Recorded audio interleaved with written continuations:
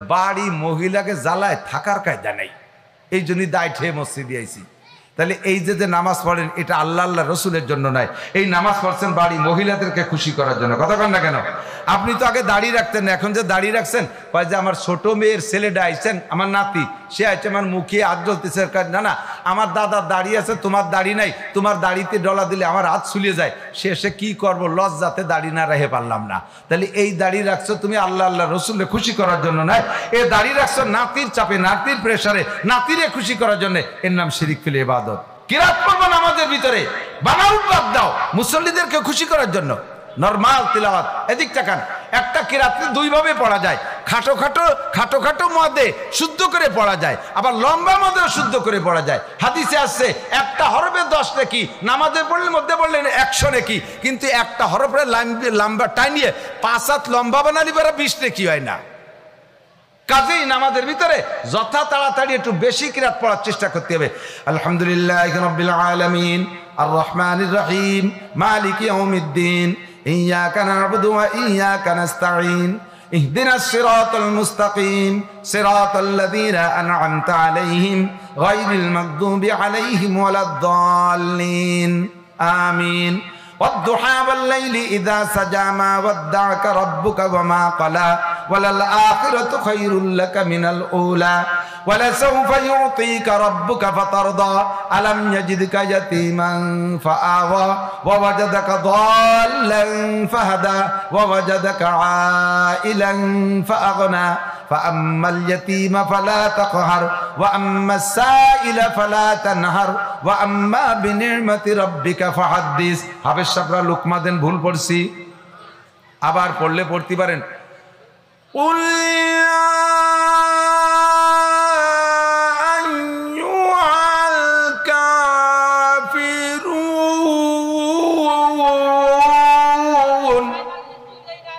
এর মাঝে 3 সুরো ভরি বেলা দিয়া যায়। এই বানাওটি তাকাল্লুফ, এটা শিরিক ফিল ইবাদত। কেন এই ভঙ্গি করতে যাবেন? সাধ্য অনুযায়ী নামাজের ভিতরে কিরাত একটু বেশি পড়েন, হরফ বেশি হোক নেকি বেশি হয়ে যায়, তাতে ডক হয় না, ডকের দরকার নেই। কতক্ষণ কষ্ট পাচ্ছেন? অপ্রয়োজনীয় কথা বলছি। শিরিক ফিল ইবাদতের থেকে বাঁচেন, শিরিক ফিল ইবাদতের থেকে বাঁচেন। নামাজ পড়বো কার জন্য? রোজা রাখবো কার জন্য? চরমুনায় যাই কার জন্য? সরসিরে যান কার জন্য? ইস্তেমায় যান কার জন্য? আল্লাহর জন্য। ইস্তেমাতে আইসা আমি যেদিন থেকে ইস্তেমা যা শুরু করছি সেদিন থেকে ইস্তেমা মিস করি নাই, বাস আপনার লাভ হয়। তা সাদ্দুকারে গল্প মারেন কে? যখন থেকে চরমুনায় মুরিদ হইছি আমি 2 মাসুমের মাহফিল একটাও মিস করি না, আপনার লাভ হয়, গল্প মারেন কে?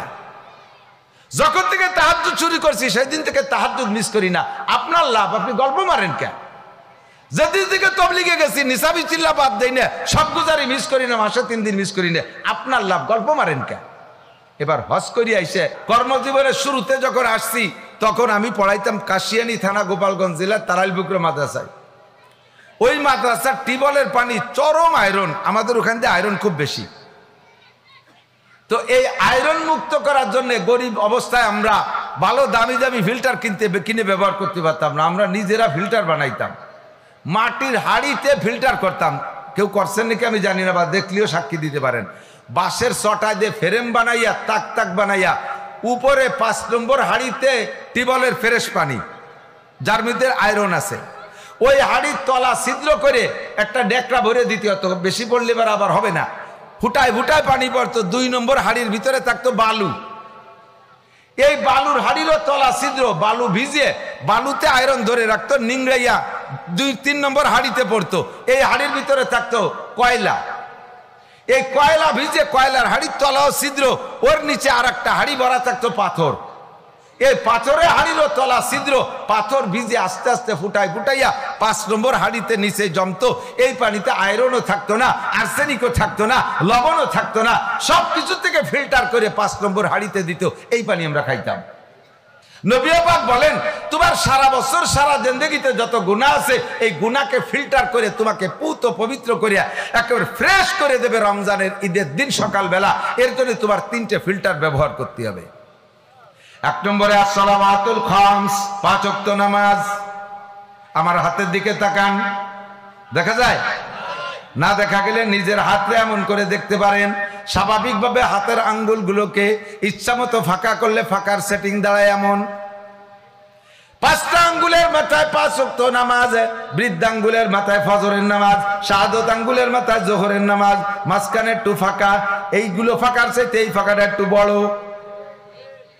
আসর, মাঝের আঙ্গুলের মাথায় আসর, এই আঙ্গুলের মাথায় মাগরিব, কানি আঙ্গুলের মাথায় ঈশান নামাজ। 5 আঙ্গুলের মাথায় 5 ওয়াক্ত নামাজ। ফজরের নামাজ পড়ছেন জোহর পর্যন্ত, মাঝখানে মাঝারি ডিস্টেন্স। এই মাঝে যত সগীরা গুনাহ হবে ফজর আর জোহর পড়ার কারণে সমস্ত সগীরা গুনাহ আল্লাহ বিনা তওবায় ক্ষমা করে দিবে। জোহর পড়ছেন, আসরের মাঝখানে ছোট ফাঁকা, এই গ্যাপে যত সগীরা গুনাহ, এই সগীরা গুনাহ আসরে খেয়ে ফেলে। মাগরিব পর্যন্ত ছোট গ্যাপে যত সগীরা গুনাহ, সমস্ত সগীরা গুনাহ আসরে খেয়ে ফেলে। মাগরিব থেকে ঈশা পর্যন্ত ছোট গ্যাপে যত সগীরা গুনাহ, সমস্ত সগীরা গুনাহ ঈশার নামাজে খেয়ে ফেলে। এবার এইটা যদি হয় ঈশা আর এইটা যদি ফজর হয়, সারা রাতের লম্বা ফাঁকা। সারা রাতের লম্বা ফাঁকার মধ্যে এসে আবার ফজর পড়বেন।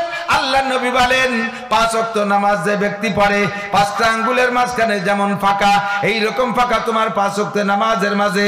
আসসালাবাতুল খামস, 5 ওয়াক্ত নামাজ পড়লে তোমার ওই প্রথম হাড়ি বালুর ফিল্টার, প্রথম হাড়ি বালুর ফিল্টার, তোমার এই 5 ওয়াক্ত নামাজ 24 ঘন্টায় যত সগীরা গুনাহ সব সগীরা গুনাহ ক্ষমা হইয়া যায়। 2 নম্বর ফিল্টার কয়লার হাড়ি। 2 নম্বর কি? কয়লার, মনে আছে নাকি সে কথা?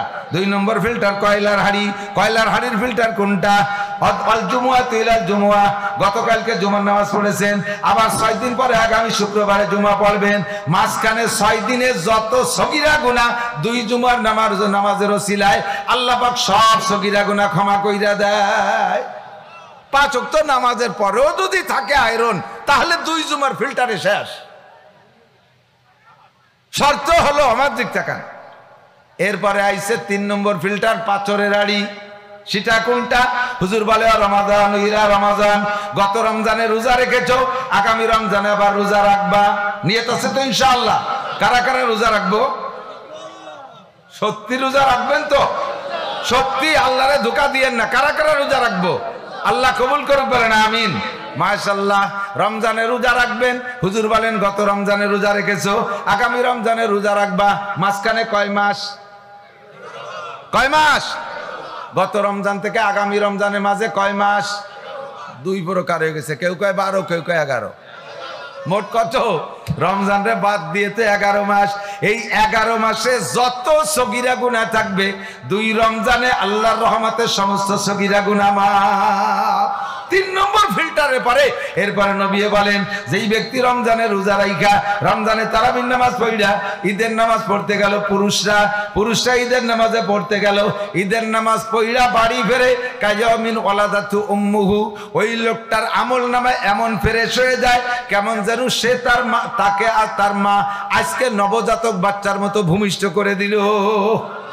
নবজাতক দুধের বাচ্চা, নবজাতক বাচ্চা যেমন বেগুনা মাসুম থাকে, 3 প্রকারের ফিল্টারে পরে রমজানের পরে শাওয়াল মাসের 1 তারিখে আপনার আমলনামায় কোনো গুনাহ থাকে না। এখন বলবেন যে হুজুর 2 রমজানে যদি 11 মাস সাফ হয়ে যায়, তাহলে তো মাঝের ওই 2 নামাজ লাগতেছে না। তো 2 রমজানে 11 মাসের সব সাফ, তাই তো জুমার নামাজ আর ওয়াক্তের নামাজ লাগতেছে না। হুজুর কয় তোমার চাইতে আমিও চালাক কম না, আমি একটার সাথে একটা জড়ায় রাখছি। 2 জুমার নামাজে কাজ করবে তখনই যখন তোমার দৈনন্দিন 5 ওয়াক্ত নামাজ আমল নামায় থাকবে। সারা সপ্তাহ ভরে নামাজ নাই, শুক্রবারে যাই একেবারে ইমামের পিছনে গোলগাল হয়ে যায় নামাজ একটা বিষয় বসে দিয়েছে।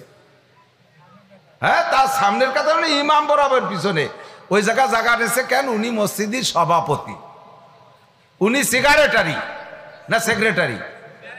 সিগারেটারি। তার আউয়াল আখের গায়ে জামায়ও বিড়ির গন্ধ, পেটের মধ্যে বোমা মারলে একটা আলিফ বেরোয় না, জাল খাও দিলে একটা বা বেরোয় না। কতক্ষণ? উনি মসজিদের ছাদ দিয়ে দেশে, টাইলস করে দেশে, ডোনার উনি এই জন্য পদাধিকার বলে, ডোনেশনের বদৌলতে পদাধিকার বলে উনি সভাপতি, সেক্রেটারি। এই জন্য ইমাম বরাবর পিছনের জায়গাটা শুক্রবারে যে দখল করে, সপ্তাহে 6 দিনের মধ্যে তার খবর নাই, আছে না নাই? ওই জায়গা পিছনে যাইয়ে বসে, ওই জায়গা বসার অধিকার আপনার নাই। আপনি আলহামদুলিল্লাহ ভালো পড়তে পারেন, সুরকিরাত পারেন, আপনি ইমামতের মাসালা আপনি জানেন? কয় না, আমি তো ইমামতি করতে আসিনি, আমি অতটা জানবো কে? আমি ইমামের পিছনে নামাজ পড়তে আসি। নো, আপনার ওই জায়গাটা বসবে অধিকার ওই লোকটা, হোক সমাজের সবচেয়ে গরিব মানুষ, হোক সমাজের সবচাইতে সাধারণ মানুষ, যেই লোকটা ইমামের অনুপস্থিতিতে ইমামতি করার যোগ্যতা রাখে। কতক্ষণ? ইমামের নামাজের মধ্যে যদি অ্যাক্সিডেন্ট হয়ে যায়, হতেই পারে 4 রিকাতওয়ালা নামাজ বা জুমার নামাজ 1 রিকাত হইছে, দ্বিতীয় রিকাতে যাওয়ার পথে ইমামের অ্যাক্সিডেন্ট হয়ে গেছে। অ্যাক্সিডেন্ট ট্রাকের সাথে লাগছে, বাই ছুটে গেছে। কি চড়ছে? হতেই পারে। অথবা ইমাম সাহেবের এমন অবস্থা যে বাথরুমে এমন চাপ দিছে আর শেষ রেখাত পর্যন্ত যেতে পারবে না, কাপড় নষ্ট হয়ে যাবে। এমতো অবস্থায় ইমাম সাহেব, মুসল্লিদের তার ওই বিপদ হয় নাই, অজু ছড়ছে ইমামের। ইমাম সাহেব কি করবে? মুসল্লিদের নামাজ ঠিক থাকবে, বরাবর পিছনে যে আছে তারা হাত ধরে ইমামতির জায়গায় দাঁড়াই দিয়ে ইমাম সাহেব পিছনে চলে যাবে। নামাজ যেটুক বাকি আছে এই পিছনে থেকে যাকে এনে দিয়েছে সে অ্যাসিস্ট্যান্ট ইমাম হিসেবে বাকি নামাজ পড়াই দেবে। ইমাম সাহেব পিছনে যে জরুরত সেটা ওযু বানায় সে অ্যাটেন্ড করবে পিছনে, তাতে কিছু পাইলেও ভালো, না পাইলে ইমাম সাহেব আবার শুরু করবে নামাজ। এখন আপনি যে ইমামের পিছনে সপ্তাহে একদিনও মসজিদে আসলেন না, ওক্তিও নামাজ পড়ে না, শুকুর আলী মুসল্লি, শুক্রবারে এসে ইমামের পিছনে বড় জায়গাটা যায় নামাজ বিছে ষাটি বিছে দখল করে দাঁড়াইছেন। ইমামের যদি এই অ্যাক্সিডেন্ট হয়ে যায়, বাই ছুটে যায় 1 রিকাত হওয়ার পরে, আর আপনারা যদি ওই জায়গা দাঁড়ায় দেয়, আপনার কি চটবে? আপনি দেবেন যে পায়খানা করে এগিয়ে দেবেন। কতক্ষণ? এই জন্য আপনার ও জায়গা দাঁড়ানো আদৌ উচিত না, পয়সা যতই বেশি দেন। ওখানে দাঁড়াবে যেই লোকটা ইমামের অনুপস্থিতিতে ইমামতি করার যোগ্যতা রাখে। কতক্ষণ? ঠিক না? সপ্তাহে দৈনন্দিন 5 ওয়াক্ত নামাজ যদি থাকে, তারপরে যদি আপনার আমলনামায় 2টা জুমা থাকে, তাহলে আল্লাহ পাক রব্বুল আলামিন 3 নম্বর ফিল্টার 2 রমজানের ক্রিয়া শুরু করে দিবেন। আপনার আমলনামায় 5 ওয়াক্ত নামাজ নাই, 2 জুমা আপনার আমলনামায় নাই, আপনি শুধু রমজানে রোজা রাখছেন, 3 নম্বর ফিল্টার হবে। গুনাহ সব পরিষ্কার নাও হতে পারে। এজন্য হুজুর বলেন আস-সালাবাতুল খামস, 1 নম্বরে 5 ওয়াক্ত নামাজ, 2 নম্বরে আল জুমুআতু ইলাল জুমুআহ, 2 জুমার নামাজ করেছেন, 3 নম্বরে রমাদান ইলা রমাদান, 2 রমজানের রোজা রেখেছেন। নবী পাক বলেন মুকাফফিরাতুম মা বাইনাহুন্না ইজাজতানাবাল কাবায়ের, মাঝে যত সগীরা গুনাহ আছে বিনা তওবায় সব ক্ষমা হইয়া যায়। শর্ত হলো ইজাজতানাবাল কাবায়ের। ওই কথাটা আল্লাহ নবীও বলছেন, তোমার দায়িত্ব কবিরা গুনাহ থেকে বেঁচে থাকা, তোমার দায়িত্ব কবিরা গুনাহ থেকে বেঁচে থাকা। এখন জানতে চাইলাম, আল্লাহ পাক যেহেতু এত সুন্দর ব্যবস্থা আছে, ভাই 5 ওয়াক্ত নামাজ পড়বো তো? নিয়ত আছে? রমজান 2 জুমার নামাজ সময় মতো আদায় করব, আগে আগে যে মসজিদে বসবো, আর রমজানে রোজা রাখবো। আল্লাহ তাআলা মাফ করে দিক, বলেন আমিন।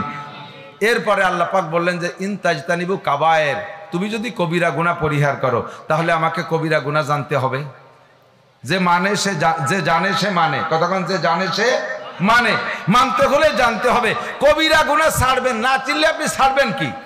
গুনাহকে যদি গুনাহ বলে জানেন তাহলে আপনি তওবা করতে পারবেন, আর গুনাহরে যদি গুনাহ মনে না করেন তাহলে আপনি কোনোদিনও তওবা করতে পারবেন না। এদিক তাকান, যেই লোকটা দাড়ি পুরো চাইছে ফেলে, খেয়াল করেন, যেই লোকটা দাড়ি পুরো শেভ করে ফেলে, ও লোকটা জানে যে দাড়ি কাটা কবিরা গুনাহ, আমি কবিরা গুনাহ করতেছি, ঠিক কিনা? একদিন সে তওবা করতে পারবে যে না, আর দাড়িতে বেলেট দেওয়া যাবে না, খুর লাগানো যাবে না। কিন্তু যেই লোকটা একটুক খাইজনি চুলকনি দাড়ি, পেঁয়াজের বাসার দাড়ির মতো দাড়ি রাখে, আর এই দাড়িরে সুন্নতি দাড়ি মনে করে, অথচ এটা সুন্নতি দাড়ি না, ওই লোকটা জীবনেও কোনদিন সুন্নতি দাড়ি রাখতে পারবে না, আর ওই গুনাহ থেকে সে তওবা করতে পারবে না। আগে গুনাহকে গুনাহ মনে করতে হবে আপনাকে। আমরা মমতাজ, মনির খান, আলমগীরের গান শুনি, এই গানরে আমরা গুনাহ মনে করেই শুনি, একদিন তওবা করতে পারবেন। কিন্তু এক শ্রেণীর মানুষ বাউল গান, বাবার দরবারে, খাজার দরবারে যে গান গায় বাউল গান, এই বাউল গানকে বৈধ মনে করে, জারি গানকে বৈধ মনে করে, তারপরে করচা গানকে বৈধ মনে করে, গাজির গানকে বৈধ মনে করে। যারা এই সব গানকে বৈধ মনে করে তারা জীবনেও সে গানের থেকে তওবা করতে পারবে না। কাজেই কারণ সে গুনাহ, একে গুনাহ মনে করে না, আর গুনাহকে গুনাহ মনে না করলে তার থেকে তওবা করা সম্ভব না। যেই লোকটা টেলিভিশন দেখে, টেলিভিশনে জায়েজ মনে করে, টেলিভিশনে গুনাহ মনে করে না, এর থেকে জ্ঞান অর্জন করার নিয়তে শোনে, ওই লোকটা জীবনেও টেলিভিশনকে গুনাহ মনে করে না, কাজেই তার টেলিভিশনের থেকে তওবা করা সম্ভব হবে না। আগে আপনাকে গুনাহকে গুনাহ হিসেবে বুঝে নিতে হবে। তো কবিরা গুনাহ যত আছে তার মধ্যে আকবারুল কাবায়ের, সর্বশ্রেষ্ঠ বড় কবিরা গুনাহ 3টা। কয়টা? এই তিনটে বলে আমি শেষ করে দেব। সবচেয়ে বড় কবিরা গুনাহ, কবিরার মধ্যে আবার সবচেয়ে বড় তিনটা। কয়টা? 1 নম্বরে শিরিক, বলেন 1 নম্বরে, 2 নম্বরে কুফর, কুফরি গুনাহ, 3 নম্বরে বেদাত, বেদাতি গুনাহ। এই তিনটে সবচেয়ে বড় গুনাহ। এবার শিরক আবার 3 প্রকার। একটা হলো শিরিক ফিল জাত, 2 নম্বরে শিরিক ফিল সিফাত, 3 নম্বরে শিরিক ফিল ইবাদত। শিরিক ফিল জাত হলো আল্লাহর অস্তিত্বের সাথে কেউরে শরীক করা, যেমন ক্বালাতিল ইয়াহুদু উযাইরুন ইবনুল্লাহ। ইহুদিরা বলে ইসরায়েলিরা, ইহুদিরা বলে উযাইর আলাইহিস সালাম আল্লাহর ছেলে। দূর টের পাই নেই মনে, নাউজুবিল্লাহ কলো না। উযাইর আলাইহিস সালাম আল্লাহর ছেলে, এই কথাটার তরজমা কি? এই কথার তরজমা হলো আল্লাহ তাআলা উযাইর আলাইহিস সালামের মায়ের সাথে যৌন মিলন করেছে। একটু জোরে কর না নাউজুবিল্লাহ, বলতেই ভয় পাই। ইহুদিদের দাবি আল্লাহ তাআলা উযাইর আলাইহিস সালামের মায়ের সাথে যৌন মিলন করে গর্ভধারণ করাইছে, সেই গর্ভের বাচ্চার নাম উযাইর। কাজেই আল্লাহ হলেন আল্লাহ, উযাইরের মা আল্লাহর স্ত্রী, আর উযাইর আল্লাহর ছেলে। তিনজন আল্লাহ, তিনজন আল্লাহ, একই পরিবারের 3 সদস্য, তিনজনের সমান অধিকার, সমান ক্ষমতা। এর নাম হলো শিরিক ফিল জাত। ওয়াকালাতিন নাসারা মাসিহ ইবনুল্লাহ, আর নাসারারা খ্রিস্টানরা কয় ঈসা আলাইহিস সালাম আল্লাহর ছেলে, মারিয়াম আল্লাহর স্ত্রী, ঈসা আলাইহিস সালাম আল্লাহর ছেলে। একটু কন্না নাউজুবিল্লাহ। আমরা এই শিরক করি না, আমরা মুসলমানরা এই শিরকে আকীদায় বিশ্বাসী না। তবে আমরা আর 2টা শিরিক করে থাকি। একটা হলো শিরিক ফিল সিফাত, আর একটা হলো শিরিক ফিল জাত, শিরিক ফিল ইবাদত। শিরিক ফিল সিফাত বলে আল্লাহর যে গুণ আছে, ক্ষমতা আছে, ওই ক্ষমতা মানুষের মধ্যে আমরা মনে করা, বা কোন মখলুকের মধ্যে আছে মনে করা। যেমন শান্তি দেওয়ার মালিক কে? একটু আস্তে কান, কে?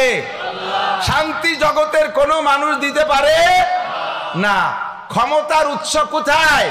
আল্লাহর কাছে। বলেন কোথায়? এই জায়গা আমরা বলি দিক তাকান, মুশরিক হয়ে যায়, বিশেষ করে নির্বাচন আসলে।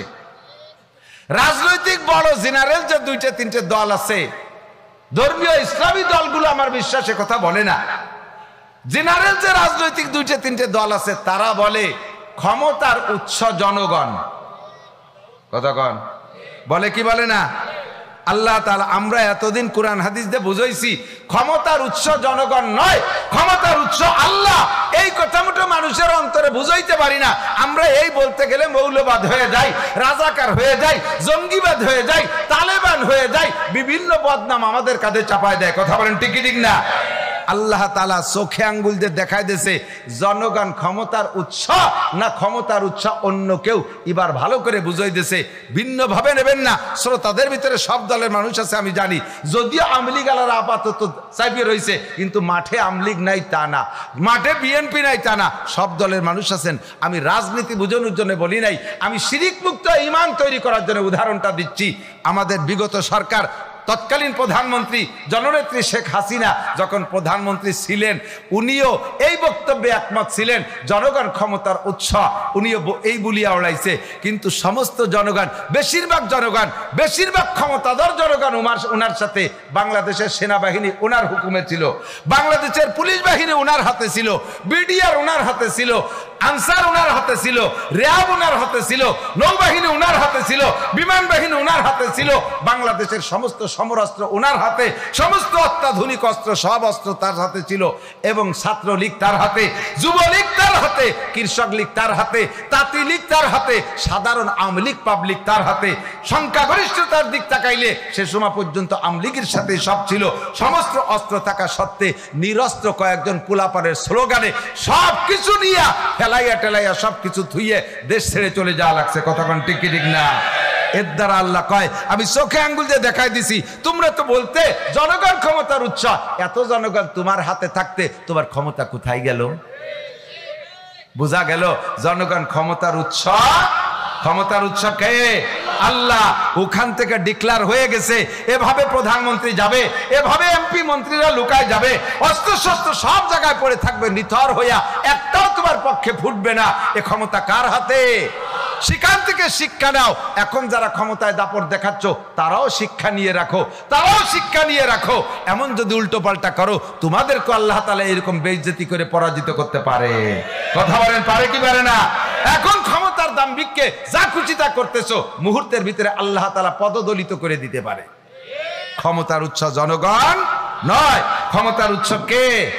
এই শিরিক থেকে বাঁচতে হবে। বলেন ক্ষমতার উৎস একমাত্র, বলেন একমাত্র, বলেন একমাত্র কে? আল্লাহ।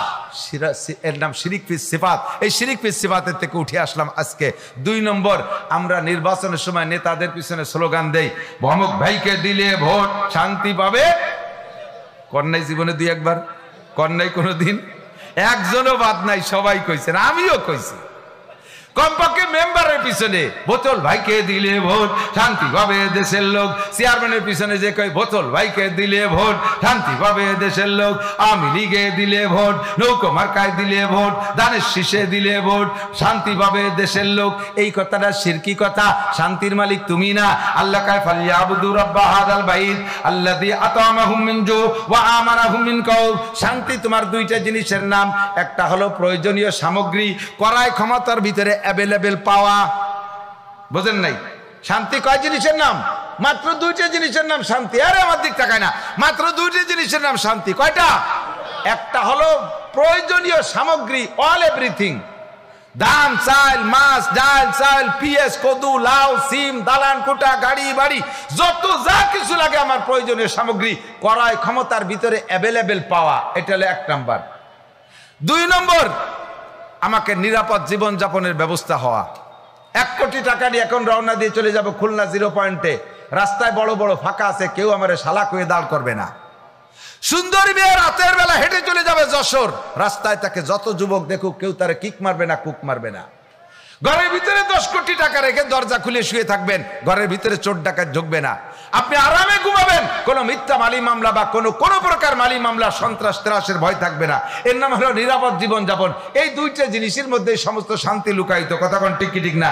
আল্লাহ কয় এই 2টা শান্তি হাসিনের হাতেও নাই, খালেদার হাতেও নাই, ইরশাদের হাতেও নাই, দুনিয়ার কোনো মানুষের হাতে নাই, কোনো নেতার হাতে নাই। ফালিয়াবুদু রাব্বা হাযাল বাইত, এই ঘরের রবের ইবাদত করো। আল্লাযী আতামাহুম মিন জু, যে আল্লাহ তাআলা সমস্ত ক্ষুধা দূর করে দেয়, ওয়া আমানাহুম মিন খাউফ, সকল প্রকার নিরাপত্তা সে আল্লাহ তাআলা দান করে। সেই আল্লাহ একমাত্র কে? আল্লাহ। শান্তি 2 জিনিস পাইতে হলে ওই ঘরের রবের ইবাদত করো, তিনিই শান্তি দেবে। আমরা স্লোগান দেই বোতল ভাইকে দিলে ভোট শান্তি পাবে দেশের লোক। কত বোতল বাইরে ভোট দিলাম, শান্তি তো দূরের কথা, আমাকে শান্তি যাক, যেখানে যায় যাক। সে বোতল ভাই নিজেই তো অশান্তিতে কোন জায়গায় রয়েছে তার খবর নেই। কথা কন না কে? যে যারে ভোট দিলাম তার নিজের যদি এত অশান্তি সে আমাকে কি কি কি কি কসু শান্তি দেবে? কাজেই দিয়ে দেখছি সব জায়গা ভোট শান্তির লোভে, আর আমরা সেই অশান্তির কারখানায় ভোট দিতে রাজি না। কথা কন না কেন? একটা বার আল্লাহকে ভোট দেন, মার্কা হবে 2টা। কয়টা? একটা প্রেসিডেন্ট মার্কা, একটা প্রধানমন্ত্রী মার্কা। প্রেসিডেন্ট আমার আল্লাহ, প্রধানমন্ত্রী আমার নবী মুহাম্মদ রাসূলুল্লাহ। ঠিক ঠিক না? মার্কা হবে 2টা, কোরআন আর হাদিস। শুধু বলবেন না আল কোরআনের আলো ঘরে ঘরে জ্বালো, এইটা বললে আপনি আবার কাফের হয়ে যাবেন, কারণ আপনি হাদিসকে মূল্যায়ন করেন নাই। আল্লাহকেও যেমন মানতে হবে, নবীকে ওরকম মানতে হবে, কোরআনকে যেমন মানতে হবে, হাদিসকে ওরকম মানতে হবে। শুধু কোরআন দিয়ে সংসদ গঠন করা আদৌ সম্ভব না। আপনারা তো পাবলিক জানেন না, আমরা মৌলবীরা যা কই দেই তাই কই নাস্তি তালে থাকেন। শুধু কোরআন শরীফ দিয়ে সংসদ গঠন করা সম্ভব না, দেশ চালানো সম্ভব না। হাদিস ছাড়া শুধু কোরআন দিয়ে পরিপূর্ণ শরীয়ত গড়বে না। এই জন্য স্লোগান হবে কোরআন হাদিস যেখানে, আমরা আছি সেখানে, আল্লাহ রাসূল যেখানে। বলবেন না? আপনি আমলি গালারা নিয়ে আসেন, আমলি গালারা সংবিধান বানান, কোরআন আর হাদিসের সব ভোট আপনাকে দেব। বিএনপি আলারা কোরআন হাদিসের সংবিধান বানান, ভোট সব আপনাকে দেব। জাতীয় পার্টি আলারা কোরআন হাদিসের সংবিধান বানান, সব ভোট আপনাকে দেব। আমি কোনো দল বলি নেই। কথা বলেন? কোরআন হাদিস যেখানে, আল্লাহ রসুল যেখানে, আল্লাহ রসুল নাই যেখানে, কোরআন হাদিস নাই যেখানে, মিথ্যে কথা কয়। এই কথা প্রমাণ হবে যদি সামনে আল্লাহ রুজিতি নির্বাচন রাখে সেই সময়। কথা কন? সরমনের হুজুরের এত ভোট, এত ভোট, এত মুরিদ, অথচ এমপি হওয়ার জন্য ভোট খুঁজে পায় না। উনার কাছে মুরিদ হয়ে ভোট দেয় অন্য দলে। হাজার হাজার আমি চিনি। তো মাঠে ভোট দিয়ে গেলেন আল্লাহ রসুল রে, আবার বুথখানায় যাই আপনার যাতে দেওয়ার দরকার তাইতে দিলেন। এই মুনাফিকি করলে আপনি দুনিয়ায় কোনোদিনও শান্তি খুঁজে পাবে না। ঠিক কি ঠিক না? শান্তি যদি পাইতে চাও দুইটা মার্কায় ভোট দাও, দুইটা মার্কায় দিলে ভোট শান্তি পাবে দেশের লোক। 1 নম্বরে কোরআন, 2 নম্বরে হাদিস। সংবিধান হবে দুইটা, কি বলা হয়, মূলনীতি হবে দুইটা, ঈমান আর তাকওয়া। বিশ্বাস হয় যারা এই 2 মার্কায় ভোট দিয়েছে, যারা এই দুইটা মূলনীতিকে ধারণ করেছে, ঈমান আর তাকওয়া। জগতে এখনো তাদের একটা দল আছে, আফগানিস্তানে চলে যান, আফগানিস্তানে চলে যান, 100% কোরআনী সংবিধান, হাদিসের সংবিধান বাস্তবায়ন হচ্ছে। আসমান থেকে রহমত, জমিন থেকে বরকত উগরাই দিছে, হাজার হাজার খনিজ সম্পদ তারা পেয়ে যাচ্ছে। আসমানি রহমত, প্রত্যেকটা ফসল আগের চাইতে 100 গুণ বেশি ফলতেছে, সার ওষুধ কীটনাশক কিছুই লাগতেছে না। মাত্র 2-2.5 বছরের ভিতরে আফগানের মুদ্রার দাম সারা পৃথিবীতে রোল নাম্বার 3। 1 নম্বর, 2 নম্বর, 3 নম্বর মর্যাদা আছে আফগানের মুদ্রা। আল্লাহ যদি 10টা বছর তাদেরকে এভাবে রাখে, তাহলে 1 নম্বর রোল নাম্বার 1 হবে আফগানের মুদ্রার দাম। বাংলাদেশ সবচাইতে সুন্দর দেশ, এ দেশের মাটি সোনার চাইতে খাঁটি, এর ভিতরে উর্বর শক্তি বেশি, এ জায়গা আল্লাহ সবকিছু বেশি দেবে। আল্লাহ চাইতেছে কোরআন আর হাদিস, ঈমান আর তাকওয়া। কথা বলেন ঠিক কি ঠিক না? যদি শান্তি পাইতে চাও কানে হাত দাও দোস্ত। এই জন্য শিরিক সিফাত আমি করব না। দুনিয়ার কোন মানুষে ভোট দিলে শান্তি পাওয়া যায় এই স্লোগান জীবনে কোনো দিন দেব, ঠিক কিনা? শিরিক সিফাত। আরেকটা তাকান, আমাদের এই আপনাদের এই খুলনার এলাকা থেকেও যায়। আমি মাগুরা পানি ভবন, পানি উন্নয়ন বোর্ড, মসজিদ মাদ্রাসার মাহফিলে বসে রয়েছি মসজিদে। এর ভিতরে দেখি এই পাশে 2001 খান গাড়ি গেছে, এই খুলনা বিভাগের থেকে 2001 খান গাড়ি গেছে এই দিক দিয়ে। এই গাড়িতে যাত্রী যারা যাইতেছে আমাদের ফরিদপুর যাইতেছে, যেখানে যাওয়ার দরকার সেই জায়গায় আছে। প্রত্যেকের গলায় পীর সাহেবের ছবি ঝুলানো। এই অবস্থায় নামাজ তো 99% পড়ে না, এর ভিতরে 20-20 জন নামাজ পড়তে গেছে, পীর সাহেবের ছবিও গলায় ঝুলানো।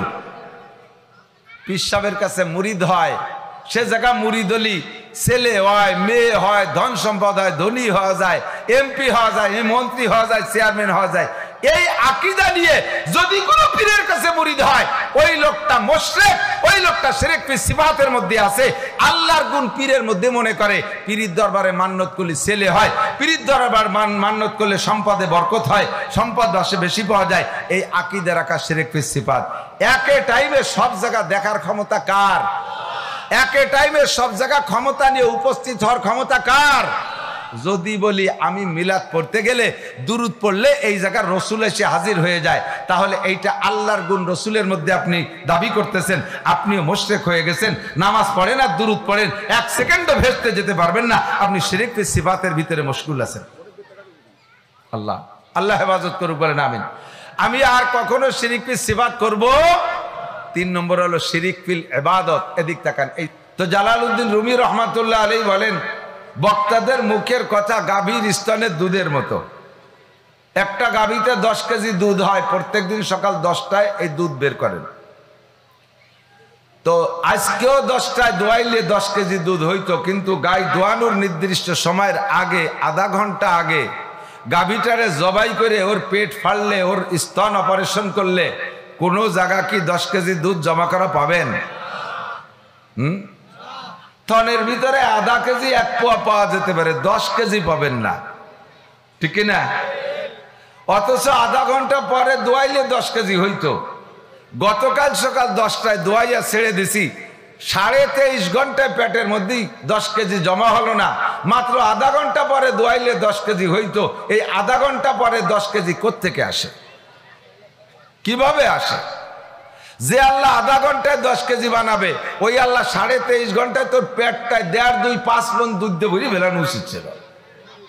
তা তো নাই কোনো জায়গা। এই আধা ঘন্টায় দুধ তৈরি হয়, বানায় কে? আল্লাহ পাক রব্বুল আলামিন বানায়। কেন বানায়, কখন বানায়? যখন গাভীর বানে বাছুরে জিহ্বা দিয়ে চাটা শুরু করে, তখন দুধ হয়। একেবারে জাস্ট ওই সময় হয়। তাও কোত্থেকে দুধ আসে? আল্লাহ পাক বলেন, মিন বাইনি ফারাসিন ওয়া দামিন লাবানান খালিসা তানাগিরিয়াদ কুদাকে হালওয়া বুরুশ বাহরে বকশা ইয়াসনামি আয়াদ বাজোশ ताना गिन्ना तेपले काए जो सदलाबन गरना नाला दब्रो काए खंदा चमन। अल्लाहु अकबर। বাচ্চা যখন দুধের বাচ্চা যখন কান্না শুরু করে মায়ের বুকের ভিতরে থেকে শিরশির করে স্তনের মধ্যে দুধ আসে, যতক্ষণ পর্যন্ত বাচ্চায় না কাঁদে মায়ের স্তনে দুধ তৈরি হয় না, যতক্ষণ পর্যন্ত বাছুরে বানে জিহ্বা দিয়ে চাটা শুরু না করে ততক্ষণ পর্যন্ত দুধ তৈরি হয় না। যখন বাছুরে বানে জিহ্বা দিয়ে চাটে আল্লাহ কয় আমি তখনই আমার একটা মেশিন আছে, ওই মেশিন দিয়ে আমি দুধ বানাই। মেশিনটার নাম হলো কোন মেশিন? কি মেশিন? কাপনুন পেশ কোন, একটু কন্যার সাথে কুরআন শরীফের হরফ দুইটা হরফ মান করা হরফাম মিন কিতাবিল্লাহ ফালাহু হাসানাতুন ওয়াল হাসানাতু বিআশরি আমসালিহা। আমার নবী বলেন কোরআনে কারীম থেকে একটা হরফ যদি তুমি পড়ো তরজমা বোঝা লাগবে না, এক এক হরফে তোমাকে 10টা করে নেকি দেওয়া হবে। মেশিনটার নাম হলো কোন মেশিন, কাপনুন পেশ কোন। পাইলাম কোথায়? সূরা ইয়াসিন। আরো কোরআন শরীফের বিভিন্ন জায়গা আছে ওয়াইদা আরাদা শাইআন আইয়াকুলা লাহু কুন ফায়াকুন। আল্লাহ যাহা কিছু করার ইচ্ছা করেন আল্লাহ হাতও ব্যবহার করে না, কোনো মেশিন ব্যবহার করে না, ইন্ডাস্ট্রিজ কলকারখানা কিছুই লাগে না, মাত্র কোন শব্দ ব্যবহার করে আর সঙ্গে সঙ্গে হয়ে যায়। কোন শামসান সূর্য হও হয়ে গেল বিশাল সূর্য, কোন কামারান চাঁদ হও হয়ে গেল বিশাল চাঁদ, কোন সাবা। কয় মাস? 30 মাস। এখন আপনার বাংলা কিন্তু উভয়, এর বেশি নাই।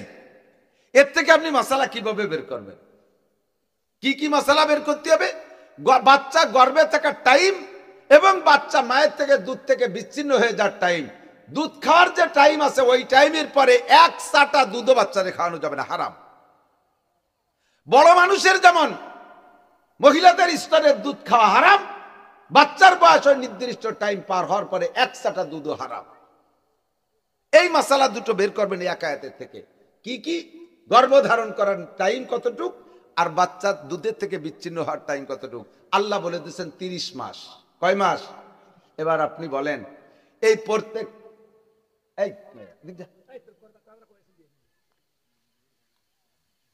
কষ্ট হচ্ছে নাকি? একেবারে বাজে কথা বলতেছি নাকি? তার ঠিক কি খেয়াল করেন। তাহলে এবার ফতোয়া বানাই, গর্ভধারণ করার বাচ্চাকে দুধ থেকে বিচ্ছিন্ন করে দেয় দুটিয়ে মিলে টাইম বলছেন আল্লাহ 30 মাস। কয় মাস? এখন আপনি ফতোয়া দেন প্রত্যেক এক একটার জন্য 30 মাস না দুটিয়ে মিলে 30 মাস? বুঝতে পারিনি। গর্ভধারণ করা আর বাচ্চাকে দুধ থেকে বিচ্ছিন্ন করে দেওয়া দুইটা মিলে 30 মাস নাকি প্রত্যেক এক একটার জন্য? পেটেও থাকবে 30 মাস মানে 2.5 বছর আর দুধও খাবে 2.5 বছর, এরকম দুইটারই সম্ভাবনা আছে। দুইটারই সম্ভাবনা। ইমাম শাফি রহমাতুল্লাহ আলাইহি বলেন প্রত্যেক এক একটার জন্য 2.5 বছর, 30 মাস। পেটও থাকতে পারে 30 মাস আর দুধও খাবে 30 মাস, উনি বলছেন সর্বোচ্চ টাইম। আর ইমামে আবু হানিফা বলেন না, দুইটা মিলে 30 মাস সর্বনিম্ন টাইম। কেন সর্বোচ্চ আর সর্বনিম্ন দুই দিক গেলেন? ইমামে আবু হানিফা রহমাতুল্লাহ আলাইহি বলেন যে দুইটা মিলে 30 মাস, দুইটা মিলে 30 মাস সর্বনিম্ন টাইম বলছে আল্লাহ তাআলা। বেশির পরিমাণ অন্য দলিল দ্বারা বের করব, সর্বনিম্ন টাইম 30 মাস। এখন 30 মাস যেহেতু বললেন তাহলে এবার ভাগ করতে হবে। তাহলে ভাগ করাতে এই আয়াতের মধ্যে ভাগ করা নাই, তাহলে আমার হিসেব মতো আমি ইনসাফি ভাগ করতে গেলে কি ভাগ করতে হবে? পেটেও থাকবে 15 মাস, দুধও খাবে 15 মাস। দুইটাই অসম্ভব। 15 মাস দুধ খাইও অনেক বাচ্চা বিচ্ছিন্ন হতে পারে না, তার আরো বেশি খাওয়া লাগে। আর 15 মাস পেটে আল্লাহ এ জামানায় যে সিজারের আমাকে হুজুররা আছে, আমাকে রেজওয়ানের ক্লিনিকে গেলি সব পাওয়া যাবে। কি পরিমাণ বাচ্চা এখন সিজারে। আগের বাচ্চারা নরমাল, আগের মা চাচিরা নরমাল ডেলিভারির অপেক্ষা করত, আল্লাহর কাছে দোয়া করত, কান্নাকাটি করত, নরমাল ডেলিভারি হতো। আর ইদানিং 90% বাচ্চা নরমাল ডেলিভারি হচ্ছে না, সিজারে বের করা লাগছে। 9 মাস হওয়ার পরে 10 মাসে পড়লি কয় তাড়াতাড়ি ক্লিনিকে নাও, বাংলিশে বেশি বড় হয়ে যাচ্ছে, সিংকেটি বেরোতে হবে, ঠিক না? তাহলে 15 মাস যদি থাকে তাহলে মাসে বাচ্চা বড় হয়ে যাবে না পেটের মধ্যে, ওই তাই তো বাংলিশে বেশি বড় হয়ে যাবে, সাথে সাথে সিজারে নেয়। তাহলে 15 মাস তা আমার ইনসাফি কায়দায় ভাগ করছি, তাহলে আসল ভাগটা কেমন হবে এইটা আপনি খুঁজে বের করেন। বলেন আয়াতের ভিতরে থেকে মাসালা আপনি বের করে বলেন। আল্লাহু আকবার। ইমামে আবু হানিফা, খেয়াল করেন, ইমামে আবু হানিফা রাহমাতুল্লাহ আলাইহি বললেন, কয় কি দুটের জন্য ভাগ একটারে আগে বের করে ফেলি কোরআন শরীফের দলিল দিয়ে, তারপরে আরেকটা যেটুক তাকে থাকবে। কয় বাচ্চারে দুধের থেকে বিচ্ছিন্ন করা, দুধ খাওয়ানোর টাইম আল্লাহ অন্য আয়াতের মধ্যে বলছে, ওয়াল ওয়ালিদাতু ইউরদিনা আওলাদাহুন্না হাওলাইনি কামিলাইনি লিমান আরাদা আইয়ুতিম্মার রাদা। যদি কোনো মা তার বাচ্চাকে পূর্ণ দুধ পান করাইতে চায় তাহলে 2 বছর পান করাবে। হাওলাইনি কামিলাইনি 2 বছর। 2 বছরে চলে গেল কয় মাস? 24 মাস দুধের ভিতরে নিয়ে গেলেন, আর থাকলো পেটে থাকার টাইম কয় মাস? 6 মাস। কেন বললেন? কয় 6 মাসে একটা বাচ্চা মায়ের পেটে পূর্ণ হতে পারে। যদি কোনো মহিলা বিবাহের পরে, জাস্ট বিবাহ যেদিন হয়েছে সেদিনের পরে যদি 6 মাস পরে একটা বাচ্চা ডেলিভারি দেয়, ওই মহিলার উপরে কোনো প্রকার অপবাদ দিতে পারবে না। আল্লাহর কোরআনে টাইম বলে দিয়েছে 6 মাসে বাচ্চা পূর্ণ হতে পারে। কিন্তু আমাদের সমাজে কি, কোনো মহিলা বিয়ের পরে যদি 6 মাস পরে আইসে শ্বশুর বাড়ি এসে একটা বাচ্চা দেয়, তাহলে মানুষ কি কয়? বুড়ি বুড়ি যারা আছে তারা কয়, ওই তো আমি প্রথম দিনই টের পাইছি, আর খালি হাতে আসিনি, বাড়িতে কিছু নিয়েছি। এই বুড়িরে 80 জুতো মারতে হবে, সামানিরা ডালদা না দেখে ঠুয়ো মিথ্যে অপবাদ দেছো। আল্লাহর কোরআনে কইলে 6 মাসে বাচ্চা পূর্ণ হতে পারে। খলিফাতুল মুসলিমিন হযরত ওমর যখন প্রেসিডেন্ট, উনার ইজলাসে বসা,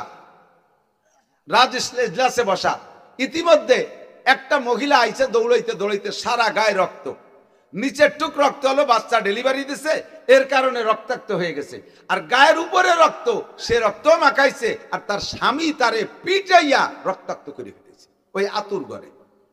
মায়ের খাইয়া মহিলা জানের ভয়ে বাচ্চার তাগিদে ওখান থেকে ওই অবস্থায় দৌড়তি দৌড়তি ওমর রাদিয়াল্লাহু আনহু ওখানে চলে আসছে। স্বামীও পিছনে পাথর আর লাঠি নিয়ে দাওয়াতে দাওয়াতেছে, বিশাল এক জুয়ার আইসে হযরত ওমরকে বলতেছে, খলিফাতুল মুসলিমিন হাজি জাওজাতি ওয়া হিয়া জানিয়া ওয়া হিয়া ফাইলা, এইটা আমার স্ত্রী, ও ব্যভিচারিণী, ও জিনাখোর। কিভাবে? ওরে আমি বিয়ে করার পরে আর হাতে গুনে আজকে 6 মাস হয়েছে, একটু আগে একটা বাচ্চা ডেলিভারি দিয়েছে। বলেন 6 মাসে বাচ্চা হতে পারে? ও বাপের বাড়ি থেকে আকাম করে বাচ্চা নিয়ে এসছে, ওরে এখনই শরীয়তের বিচার করেন। হযরত ওমর মেজাজি মানুষ, উনি এগুলো পছন্দ করেন না। সাথে সাথে কয়, এই মহিলা এখন মারা হবে না, ওর বাচ্চা দুধ থেকে ছাড়ানোর পরে ও মহিলাকে পাথর মেরে শেষ করে দিও।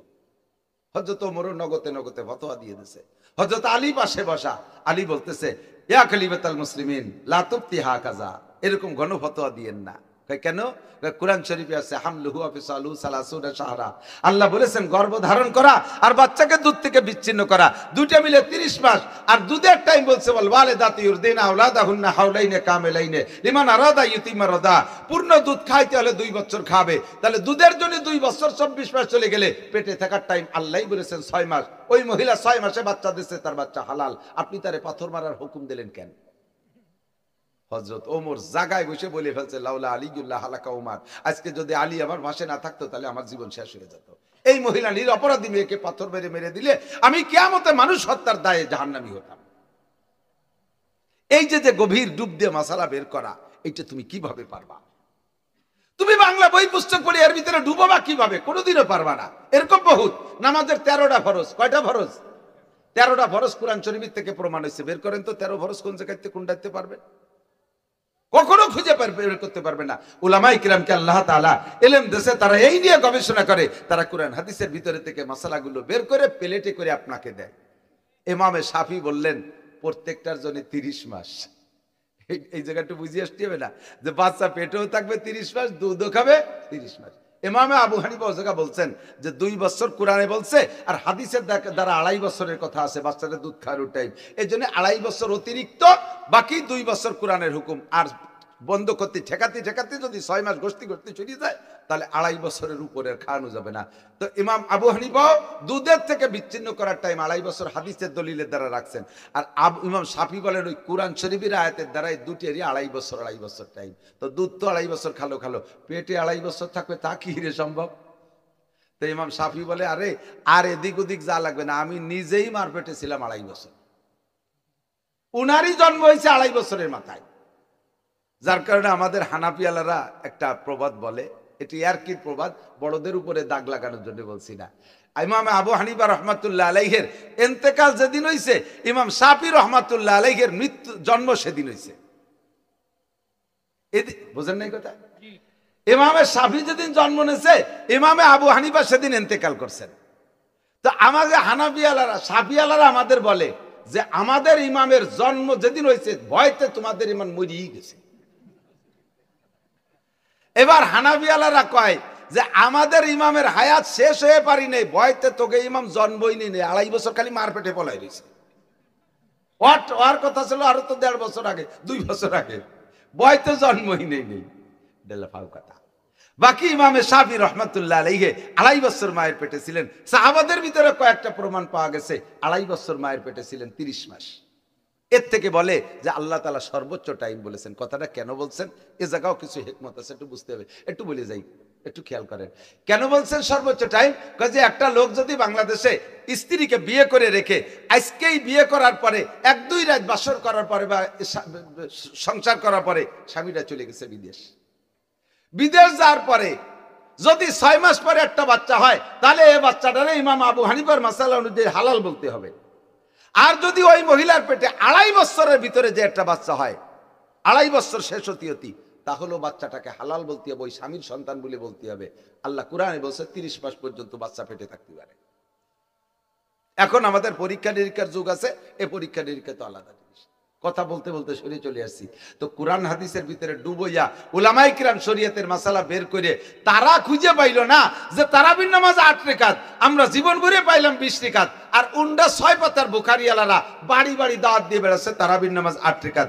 যদি কিয়ামতে নবী পাকের কাছে 20 রাকাত তারাবি জমা দেয়া লাগে, তাহলে তুমি 8 রাকাত আল্লাহ আর 12 রাকাত কোন জায়গা খয়রাত করবা? তোমারে কেউ 1 রাকাতও ভিক্ষে দেবে না। কাজে আমরা তারাবি কয় রাকাত পড়বো? 20 রাকাত। নিয়ত আছে তো ইনশাআল্লাহ? হুজুর বলেন নামাজের, রমজানের রোজার একটা পজিটিভ যেমন বলছি, হুজুর বলেন মান সামা রমাদানা ঈমানা ওয়া ইহতিসাবা গুফিরা লাহু মা তাকাদ্দামা মিন যামবিহি। যে ব্যক্তি রমজানে ঈমানের সাথে সওয়াবের আশায়, একটু বলবেন ঈমানের সাথে মানে আল্লাহর হুকুম, এই কথা বিশ্বাস করে রোজা কার হুকুম? ফামান শাহিদা মিনকুম শাহরা ফালইয়াসুম। এই আয়াতের দ্বারা রোজা ফরজ হইছে। আর এর আগে যে আয়াত বলা হইছে ইয়া আইয়ুহাল্লাযীনা আমানু কুতিবা আলাইকুমুস সিয়াম, হে ঈমানদাররা তোমাদের পর রোজা ফরজ করা হয়েছে, কামা কুতিবা আলাল্লাযীনা মিন ক্বাবলিকুম, যেমন রোজা ফরজ করা হয়েছিল তোমাদের পূর্বপুরুষদের উপরে। এটা হলো আল্লাহ একটা সংবাদ দিচ্ছেন। এই আয়াতের দ্বারা রোজা ফরজ হয় নাই, এটা জুমলাই খবরিয়া। কিন্তু কোরআনের হুকুম যেটা ওইটার দ্বারা ফরজ হয়। আল্লাহ কয় ফামান শাহিদা মিনকুমুশ শাহরা ফালইয়াসুম, যারা রমজান মাস পাইবা সাবালেগ নারী আর পুরুষ সকলে রোজা রাখবাই ফরজ। রোজা তোমাদের উপরে ফরজ করা হয়েছে, অবশ্যই রোজা রাখবা। এই রমজানের রোজা যদি কোনো ব্যক্তি রাখো, নবী পাক বলেন ওই ব্যক্তির জীবনের পিছনে সমস্ত গুনাহ আল্লাহ ক্ষমা কইরা দেয়। ফাঁকে একটা কথা বলে যাই, কোন ইবাদত করার ব্যাপারে আল্লাহ তাআলা রেফারেন্স দেয় নাই। তোমরা নামাজ পড়ো যেমন আগের মানুষরা পড়তো, কোন জায়গা নাই। কুরআন শরীফে হাদিসে কোন জায়গায় কথা নাই যে আল্লাহ বলেছেন তোমাদের পর নামাজ ফরজ করা হয়েছে যেমন ফরজ করা হয়েছিল আগের মানুষদের। উলামায়ে কিরাম তোলাবে আজম খেয়াল করবেন, আপনারা আরো সুন্দর করে বলবেন, আমি অতটা ভালো করে বলতে পারছি না। কোন হাদিসে কোরআনে নাই তোমাদের উপরে হজ ফরজ করা হয়েছে যেমন আগের মানুষের উপরে হজ ফরজ করা হয়েছিল, এরকম নাই। তৌফিক হয়েছে তো হজ করো, ডাইরেক্ট হুকুম। তোমাদের উপরে যাকাত ফরজ করা হয়েছে যেমন আগের মানুষের উপরে যাকাত ফরজ করা হয়েছিল, এভাবে বলা হয়নি। যাকাত দাও, আকিমুস সালাত ওয়া আতুজ যাকাত, যাকাত দিয়ে দাও। কিন্তু রোজার খাতিরে ইনশাআল্লাহ বললেন তোমাদের উপরে রোজা ফরজ করা হয়েছে যেমন রোজা ফরজ করা হয়েছিল আগের মানুষের উপরে। এই কথাটা কেন বললেন, রেফারেন্স কেন দিলেন? কয় যে অন্য যে ইবাদতগুলো আছে এই ইবাদতগুলো নরমাল চিকিৎসা। ডাক্তারের কাছে যাবেন, ডাক্তারের কাছে গেলে যদি আপনার সিরাপ দেয়, মিষ্টি সিরাপ, তাহলে কি আপনারে ওয়াশ করা লাগে? খান, এই মিষ্টি সিরাপ খান। আরো কত মানুষ খাচ্ছে, খান। ওই রোজরম খাচ্ছে, আপনি এরকম খান, এ কোয়া লাগে? শুধু বলে দিয়েছে সিরাপ, সকালে 2 মুক্তি, দুপুরে 2 মুক্তি, রাত্রিরে 2 মুক্তি। সকালে যাইয়ে মিঠে পাইয়ে 8 গিলাস খেয়ে বেলাই দিছে, আধা বোতল মেরে দিছে একটা। এই জায়গা আরো ওয়াশ করা লাগে না যে আরো কত মানুষ খাচ্ছে, তুমিও খাও। ছোট ছোট বড়ি দিছে, এ বড়ি দিয়া এও কোয়া লাগে না যে খান, পানি দিয়ে গিলিয়ে খেয়ে বেলাবে। কত মানুষ খাচ্ছে, কের গলায় বাড়তেছে আপনি খান, এও কোয়া লাগে না। ও বড়ি ধরি অনেকে তো বিনি বানিতেও খেয়ে বেলাই দেয়। আমার আব্বা শেষকালে ওষুধ খেত, পানি বুনি ছাড়া ধরি 3-4 গিলি খেয়ে বেলাই দেয়। কিন্তু ইনজেকশন দিতে গেলে যাকে ইনজেকশন নেওয়ার অভ্যাস নাই, এই কি পাগলামি করে, না ইনজেকশন না, কোনোদিন আমি বিপ্লবের কামড়ে সহ্য দিবে না, আমি ইনজেকশন নেবো না, এই পাগলামি করে। তখন কয় যে ওই দেখো ওই যে 5-6 জন ইনজেকশন নিয়ে বসে রয়েছে, শুনি দেখবে তা পাইছে নাকি। আরো যদি অপারেশন আসে, পেট কাটা অপারেশন আছে, তখন যারা অপারেশনে ভয় পায় বলেন রাজি হতে চায়, মরিয়ে যাবো তবু অপারেশন হবে না, তখন আপনাকে রেফারেন্স দেওয়া লাগে, এডুকেশন অপারেশন রুগী দেখে দেন, এক লাইনে 30 জন শোয়া রয়েছে, শুনিয়ে দেন এই কজনের ওই একই অপারেশন, অ্যাপেন্ডিসাইটিস, শুনিয়ে দেন কষ্ট হয়েছে নাকি, যে কয় কিরম ট্যাক্স হলো, কোন যে কাটলো তাই তো টের পেলাম না, শেষে কয় তয় তয় দেন শোয়াইয়ে। অপারেশন ভয়াবহ চিকিৎসা, এই জন্য রিফারেন্স দেওয়া লাগে। ট্যাবলেট আর সিরাপ ভয়াবহ চিকিৎসা না, এ জায়গায় রিফারেন্স লাগে না। নামাজ, হজ, যাকাত এগুলো কঠিন না, এগুলো নরমাল চিকিৎসা, যার কারণে রিফারেন্স দেওয়া লাগে নাই। রোজা রাখতে গেলে সেই শেষ রাত্রির শেষ রাত্রি আর কোন সন্ধ্যের সময় এমন ভাবে টাইরিয়ে কইছে মনে যে 1 মাস পরে খাতি দেবে, বয়তে কত আলিয়ার আমার দ্বারা হলো না। আল্লাহ কে কামা কুতিবা আল্লাহ সিনামি, আরে পাগল, ওরম রোজা আগের বিটারও রাখছে, তারা তো মরি নেই, এই রেফারেন্স দিচ্ছে সেই জন্য, কামা কুতিবা আলাল্লাযিনা মিন কাবলিকুম, আমি তোমাদের পর কষ্ট চাপাই দেইনি, শরীয়তের কোন বিধান তোমার শক্তির বাহিরে না, রেখে দেখো একদিন প্রথম দিন একটু কষ্ট হবে, কষ্ট যদি নাই হবে তাহলে আল্লাহর রাতের খাবার খাবা কি এরিয়া, যে বিবাদতে পরিশ্রম বেশি তার প্রতিদানও এরকম বেশি। তুমি রোজা রাখো, তোমার জীবনের সব গুনাহ মাফ। সেই 3 নম্বর ফিল্টার মনে আছে, পাথরের ফিল্টার, পাথরের ফিল্টার। এখন বলবেন যে 2 রমজানের রোজা রাখলে যদি মাঝখানে 11 মাসের গুনাহ মাফ হয়ে যায়, তাহলে তো নামাজ আর শুক্রবারই জুমুর নামাজ লাগতেছে না। কয় না, পানি পূর্ণ ফিল্টার হওয়ার জন্য আড়ি 3 ডেই লাগবে। আগে বালিতে খানিক সাফ হবে, 2 নম্বরে কয়লাতে খানিক সাফ হবে, 3 নম্বরে পাথরে সাফ করবে, খালি এক আড়িতে পুরো ফিল্টার হয় না। সেম তোমার 5 ওয়াক্ত নামাজ, 2 জুমা আর লাস্টে রমজান মাসে রোজা রাখার পরে তোমার আমল নামা কেমন হয়ে যাবে। পুরুষরা ঈদুল ফিতরে ঈদের নামাজ পড়তে যাবা, কায়ামিন ওয়ালাদাতু উম্মুহু, তুমি ঈদগাহ থেকে ফিরে আসবা কেমন যেন তোমার মা তোমাকে আজকে ডেলিভারি করেছে নবজাতক বাচ্চা, তোমার আমল নামায় একটা গুনাহও থাকে না অবশিষ্ট। বলবেন না সুবহানাল্লাহ, একটা গুনাহ। আরে ভাই, বস্তা ভরে নেকি দিলি খুশিয়াতের মনে হয়, গুনাহ মাপের কথা বাড়িটা খুশিয়াতি পারলেন না। আমি মনে করি নেকি দেওয়ার চাইতে গুনাহ মাফ করে দিয়ে বড় পুরস্কার। কতক্ষণ নেকি দেওয়ার চাইতে গুনাহ মাফ করে দেয়া। আপনারা 10 কোটি টাকা দেবে ডক্টর ইউনূস, এই ঘোষণা দিয়েছে পুরস্কার। আপনি সমন্বয়ের আন্দোলনের সময় বাড়ি লাফালাফি হচ্ছেন, 10 কোটি টাকা পুরস্কার দেবে। কিন্তু আপনি এর আগে আবার আমলিগির পক্ষ নিয়ে মেলা উল্টোপাল্টা করছিলেন, সেই একটা মামলা রয়ে গেছে, সেই মামলায় আপনারে ফাঁসি দেবে ওই দিন বিকেল বেলা। সকালে দেবে 10 কোটি টাকার, বিকেলে দেবে ফাঁসি। আপনি কোনটা নেবেন? বলে আমারে ফাঁসির থেকে ছাড়িয়ে দেন, টাহাটুও চাই না, আমার বাড়ি যা আছে তাও দিয়ে দেবো, বাইসে থাকলে ওরকম 10 কোটি টাকা মেলা কামাই করতে পারবো, আমি এই 10 কোটি টাকা নেব না, আমারে জানে বাঁচান, ঠিক না? আপনারা বস্তা ভরে নেকি দেবে ঠিক, কিন্তু যদি গুনাহ মাফ না হয় তাহলে গুনার কারণে তো পুড়িয়ে আসতে হবে। এই জন্য আল্লাহ পাক গুনাহ মাফের ব্যবস্থাটা আগে রাখছে। নারী আর পুরুষ রমজান মাসে যদি রোজা রাখেন আর এইভাবে 3 প্রকার ইবাদত করেন, গুফিরা লাহু মা তাকাদ্দামা মিন যামবিহি, আগের জীবনের সমস্ত গুনাহ আল্লাহ মাফ করে দেবে। নেকি কিছু দিক আর না দিক, আমার গুনাহগুলো মাফ করে দিক তো। বেচতে যাই না যাই, দোজকে না যাই, বেচতে পাই না পাই, দোজকে না যাই, এইটা হবে আমার প্রতিজ্ঞা, ঠিক কি ঠিক না? এরপরে হুজুর বলেন 2 নম্বর রমজানের রোজার সাথে আরেকটা ফিল্টার আছে, ওমান কামা রমাদানা ঈমানাও ইহতিসাবা গুফিরা লাহু মা তাকাদ্দামা মিন যামবিহি, যারা রমজান মাসে রোজা রাখার পরে 5 ওয়াক্ত নামাজ ও তারাবির নামাজ পড়ে, ওই লোকটার বিগত জীবনের কোনো গুনাহ রমজানের শেষ পর্যন্ত থাকে না। এটা হলো আপনার পজিটিভ। এবার আসেন নেগেটিভ হাদিস আছে, নবী পাক বলেন কাম মিন সাইমিন লাইসা লাহু মিন সিয়ামিহি ইল্লা দমা, হাজার হাজার রোজাদার, লক্ষ লক্ষ রোজাদার আছে যাদের রোজায় শুধু পিপাসার কষ্ট আর ক্ষুধার কষ্ট ছাড়া কোনো লাভ নাই, একটা নেকিও পাবে না, একটা গুনাহ তার আমলনামা থেকে মাফ হবে না, অথচ সে লোকটা রোজাদার। সাহাবায়ে কিরাম বললেন মানহুম ইয়া রাসূলুল্লাহ, হুজুর তারা কারা, তাদের দোষ কি? হুজুর বললেন ইয়াসুমুনা ওয়া লা ইউসাল্লুন,